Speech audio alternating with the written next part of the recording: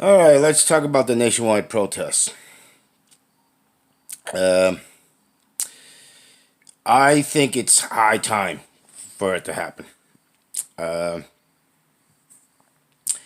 been saying this for a very long time that we need to be militant and show force by numbers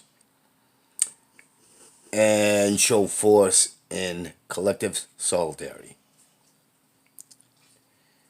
And unfortunately, by doing this, it is always going to provoke violence from the ruler class.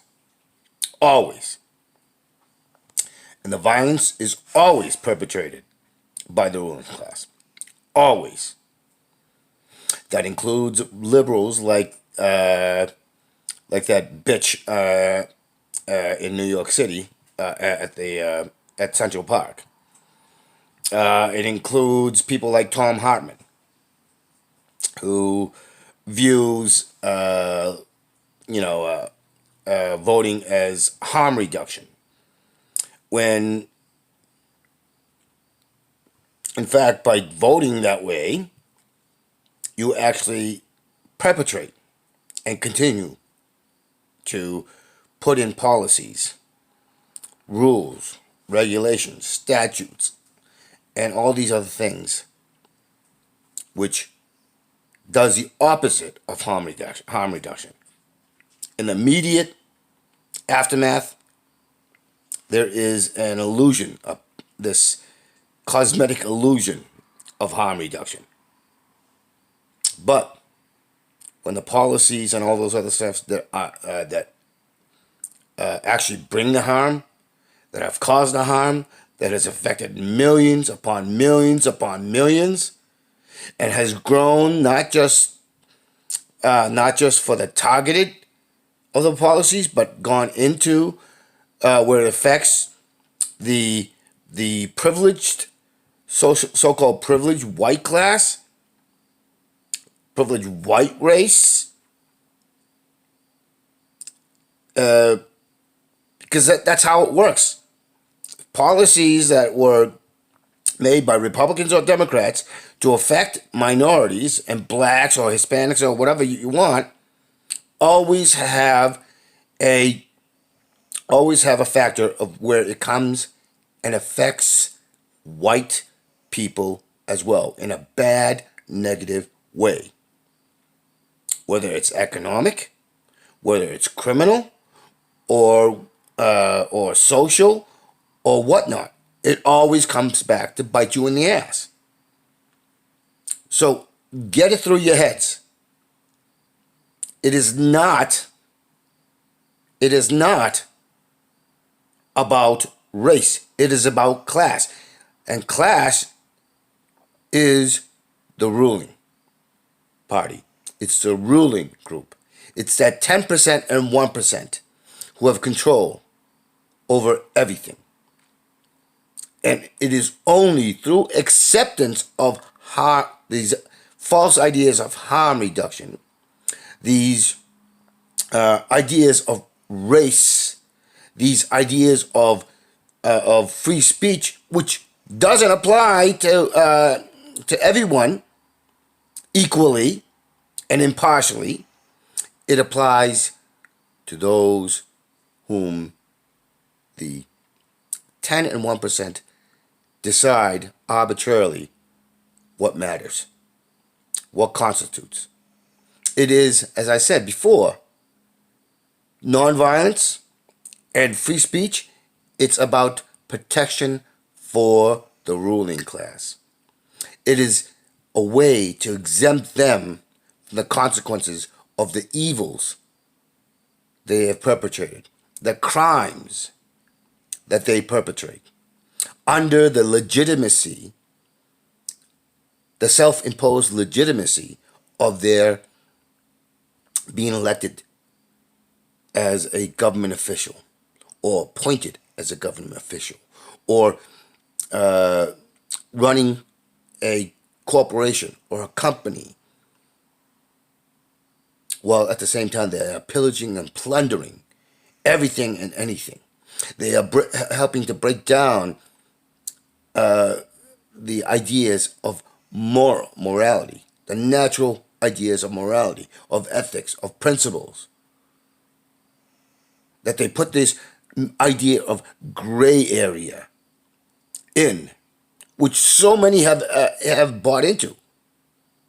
This idea of gray area, which is completely and utterly arbitrary, which is completely and utterly up to those in the ruling class to dictate, and to foster through the so-called media, whether it's entertainment, whether it's news media, or through books,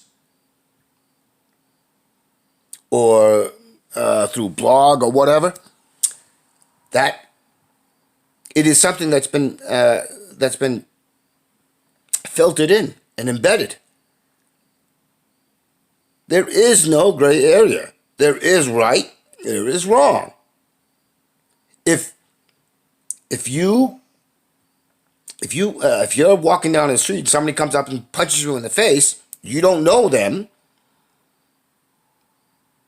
and there's no gray area there. But you'll have others saying, "Well, what did they do before? What the person that was a victim? What did they do before? What happened?" So this is the sort of gray area that you're talking about.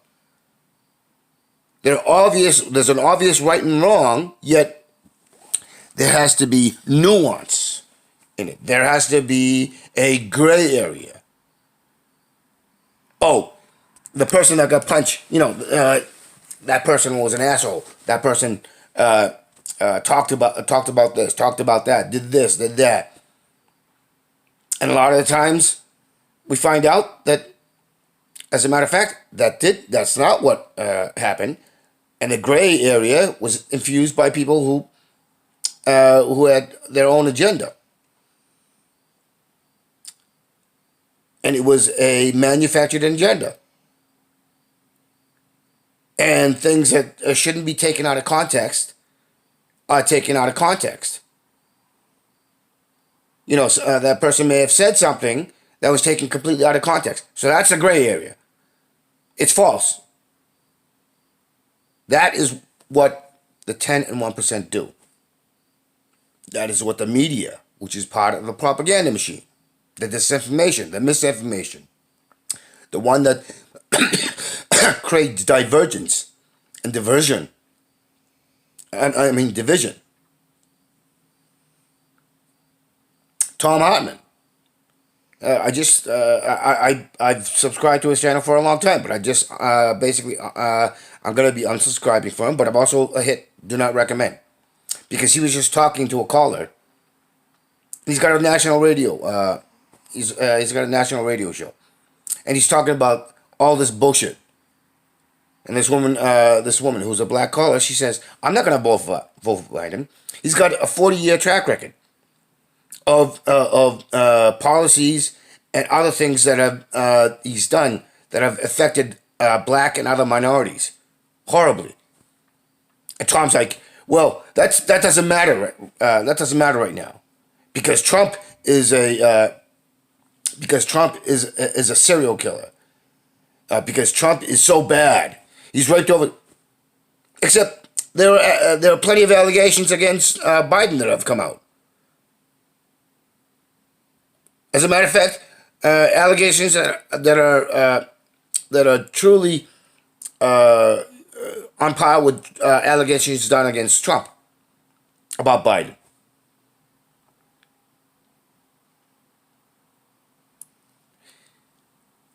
That is the equivalent of that woman in Central Park calling on the cops on a black guy.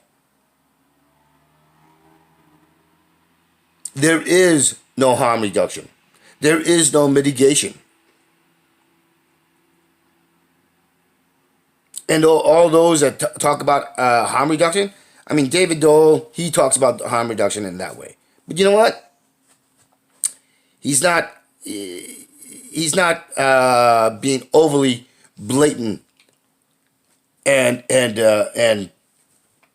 this fake moralistic pandering that Tom Hartman just put out. You know, I watched Tom Hartman for a while, and there's a lot of stuff that he's talking about that I would give a thumbs up to.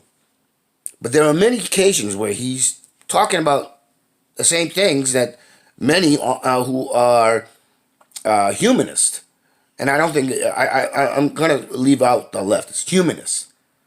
Humanist meaning that race doesn't exist.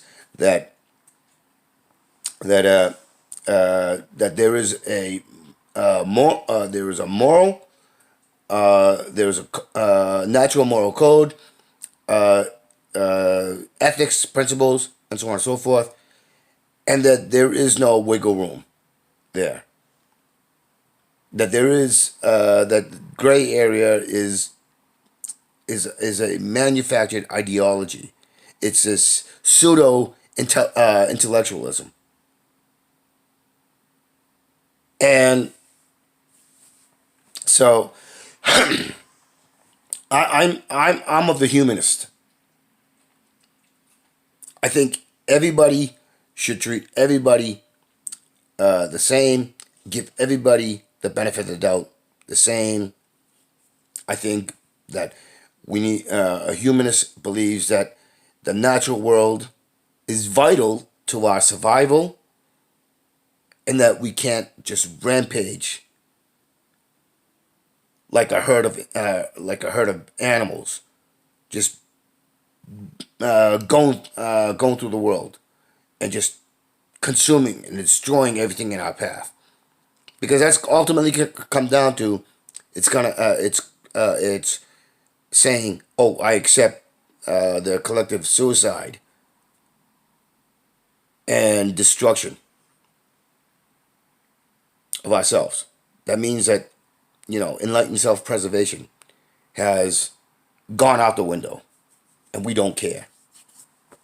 That's how I look at things. That's the way I think a lot of us have to look at things. Otherwise, we have the insanity that we have now. We have cops in San Jose. There's a guy with a cell phone camera. They shoot a canister at him, and then he comes in closer to him, and they immediately pounce on him. He gets tossed in behind a line of others who will keep protesters out, and yet you have a whole shitload of them, like a half a dozen or more, over there beating the ever-living snot out of this guy. As a matter of fact, they basically bury him under all of them, so you can't see what's happening underneath. It's a pig pile. There's police. There's these so-called police. These criminal thugs, these jackbooted thugs, in New York, literally using their using SUVs to plow through protesters.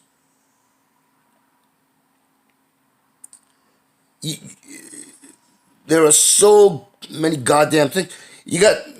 We have just in 10 years, hundreds of examples of video footage of people being choked to death, shot to death, asphyxiated.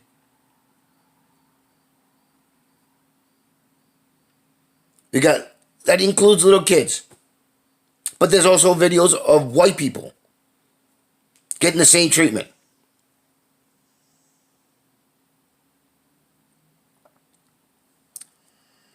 This must be dealt with.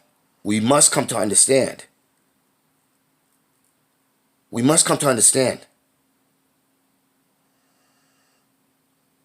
And I don't care what happened to Ali Velshi of MSNBC. I don't care what happened to the CNN reporters. I don't care about something that happened. I think it was in Atlanta with another journalist. I don't give a shit about those. Don't give one rat's ass about them. You know why? Because they are part of the problem. They are part of the system that built in and baked the inequalities, the inequities. The ones who propagandized and the viral infection into the wider white community, who have de-evolved social justice, who have made it so that woman from New York, who's a liberal, who's so-called liberal, yet she had no problem calling the cops. They have built that infection, that virus,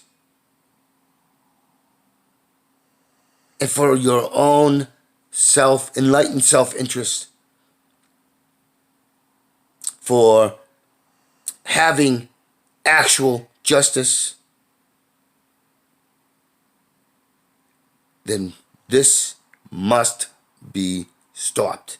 And the way to do that is to place blame where it actually exists.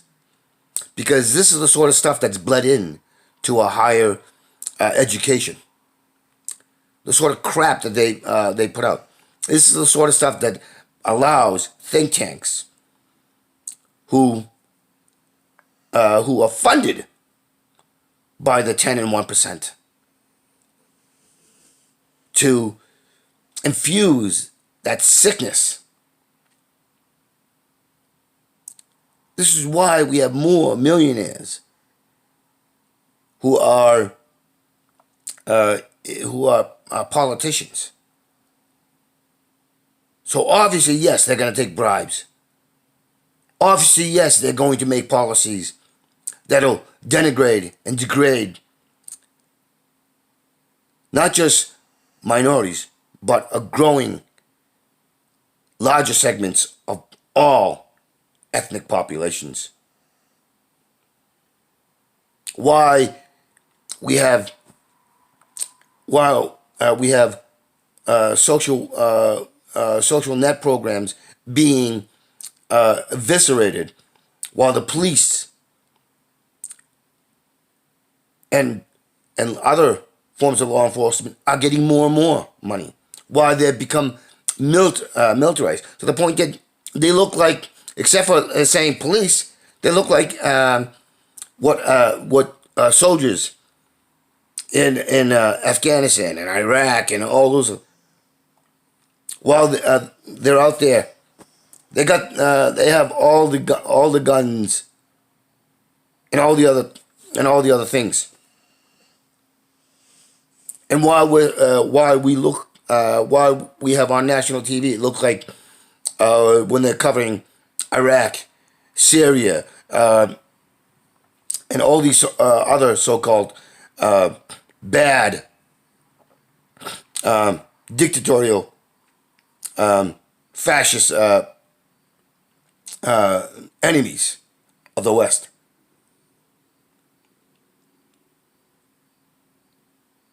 It is because of all that I've just talked about, and much, much more. Solidarity has to come to understand in the white community and those of the more affluent but still less affluent black communities who have the same sort of ideology of that liberal mindset. But no, there are baked in things like Van Jones, perfect example. Van Jones, he was on CNN talking about basically what he's calling it a disease, a virus, and so on and so forth, and how It's been systemic and so on and so forth. Yet, it's the same guy who's been getting paid a lot of money to spread this virus, to do the propaganda, to not cover the actual things that are affecting the greater and greater masses. While when talking on politics and policies, he's spinning it, misrepresenting it. He's not covering all of the damages. He's not giving context. He's not, and he's causing. He's no different. He's no different, except for the color of his skin. He's doing the bidding.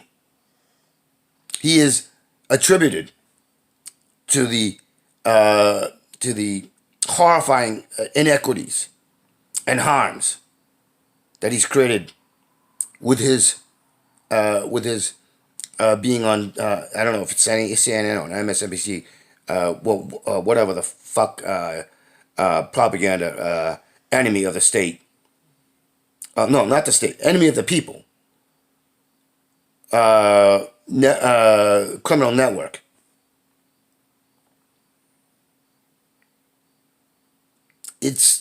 That's how it works. And the fact that media, for all the fact that so many people hate them, still watch it and still listen to it and still buy it, that, in fact, just helps. And why? Because there are too many that are too lazy, too uninvested, and too many who back the 10 and 1% because they have this illusion that they somehow might be able to attain those levels of 10 and 1%. Because it is an illusion. It is a lie. Unless you already are a person who has millions, or you are in the circle where you can actually get the ability to talk to those who can influence or give, you're not going anywhere. You're gonna fall down with the rest of us. You're gonna be hit by the policies.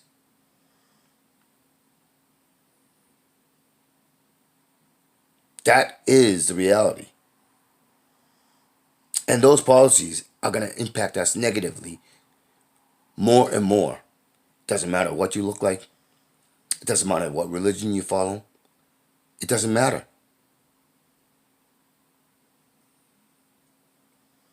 The privilege lies of those in the class.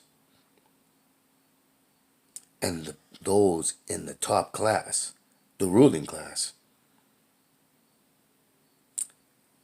understand and know that they can be exempted from even the natural common laws.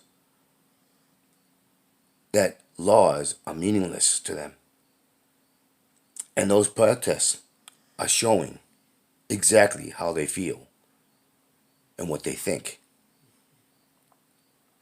Because they have empowered the police by paying them silly, stupid amounts and by training them in how to think and how to react. They are basically using bribes, and they are also using measures on who is to be a cop, and so on and so forth. It's all purposely done. That is their invisible arm to show how the power that they have. Because only the stupidest, the most barbaric are chosen for those positions. You have You have a guy who's on Trump's administration, and he's talking about human capital. I forget if it was on Fox or somewhere else, but he's calling people human capital. How much more contempt for law, for people, for everything can and will people take?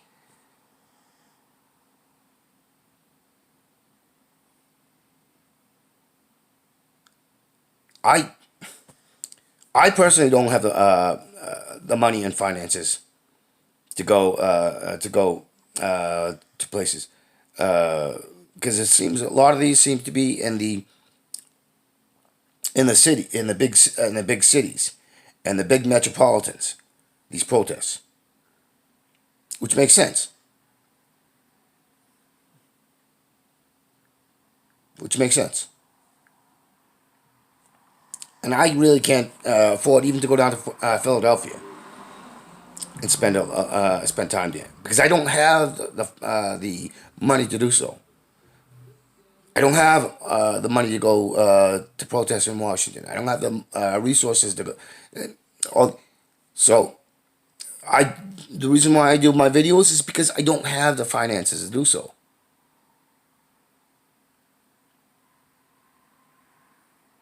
But that's part of the oppression.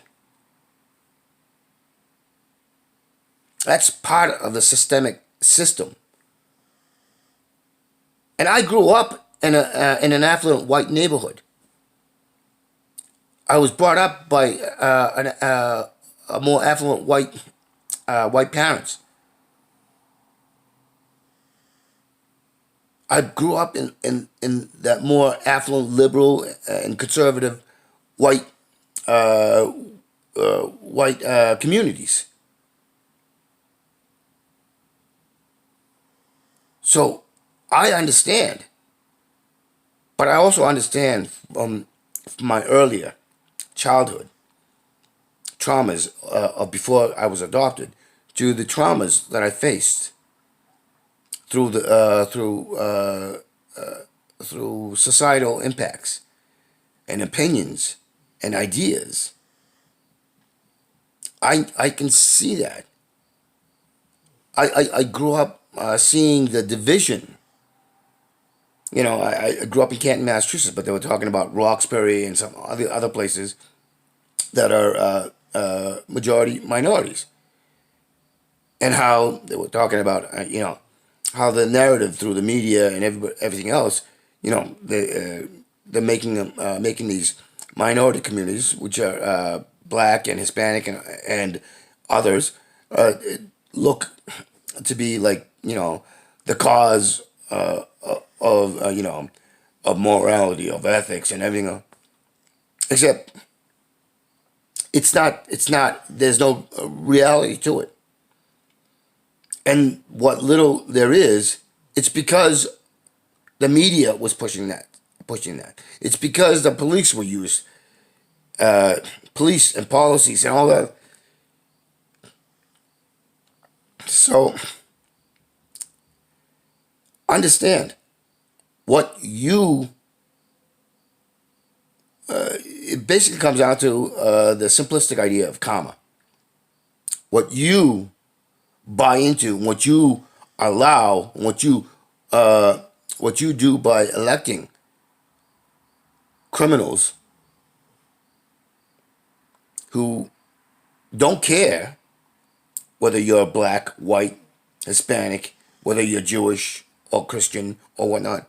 They don't care, and they're going to do what's good for them and what's good for the ruling class. Then karma is going to come back to bite you in the ass. I don't think I'm not a big fan of karma because I don't really see it. I don't really see it. And if it does, it comes decades to centuries later. And even when it does, it's basically a slap in the hand, unless it's so overtly bad, like the Nazis,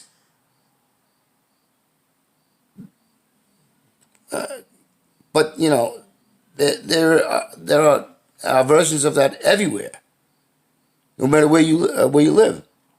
Syngman Rhee of in South Korea, backed by the West. He he was horrible, absolutely and utterly horrible, as atrocious as as uh, Hitler and Stalin. The the guy that the guy that who who was a leader, who was a one of the political warring factions in China, uh, leading up to the Second World War. I forget his name, but he's the one that established the other Chinese republic. That guy was a fucking horrendous, horrible person. You know, for all the stuff that Mao did, Mao was supposed to have done. He and Mao did have a lot of things that a lot of ideas and policies that were bad, that were really really bad. But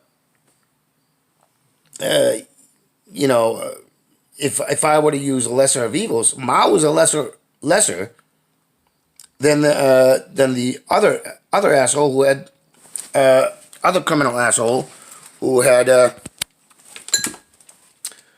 who almost had control of all of China. So uh, understand, this is it's all bullshit.